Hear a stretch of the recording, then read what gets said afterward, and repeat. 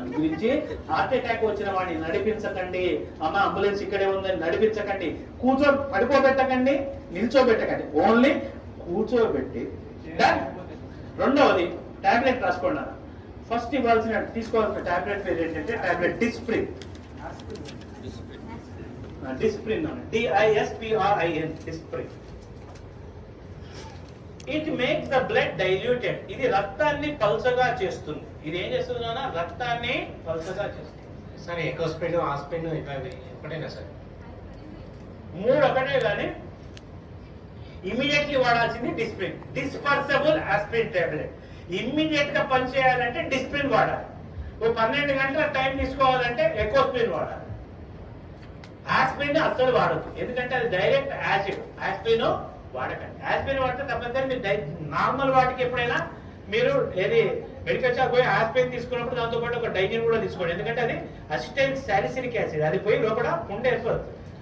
అయితే ఎకోస్పిన్ కార్డియాలజిస్టులు ఏం చేస్తారంటే హార్ట్ పేషెంట్ కి ఎకోస్పిన్ రాస్తారు. ఎకోస్పిన్ ఫుల్ ఫామ్ ఏంటి? Enteric coated aspirin. అంటే లోపలికి పోయి డైజెస్ట్ అయ్యి పని చేసే టాబ్లెట్ ఎకోస్పిన్. అది టైం పడుతుంది. ఇమీడియట్లీ పనిచేయాలంటే ఏమయ్యాలి? డిస్ప్రిన్. అది ఏం చేస్తుంది? రక్తాన్ని పలచగా. రక్తాన్ని పలచగా చేస్తే లాభం ఏంది?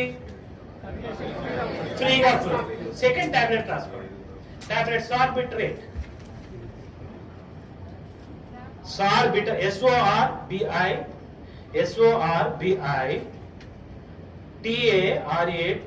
సార్బిటరేట్. సార్బిటరేట్ దేని కింద పెట్టాలి? Keep under the tongue.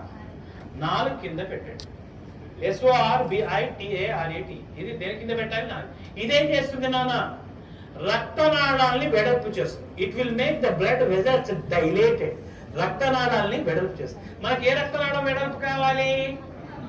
Coronary, ఏదైతే హార్ట్ సప్లై చేస్తుందో ఈ టాబ్లెట్ నాలుగు కింద పెట్టగానే కరోనరీ ఆర్టరీ వెడల్పు అవుతుంది. ఆ బ్లాక్ పక్కకు పోతుంది. గుండెకు అవసరమైన రక్తము పోతుంది. ఆ క్షణానికి వాడు బతుకుతాడు.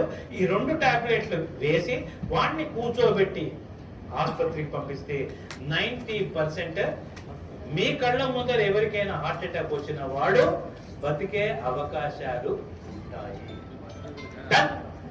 ఓకేనా?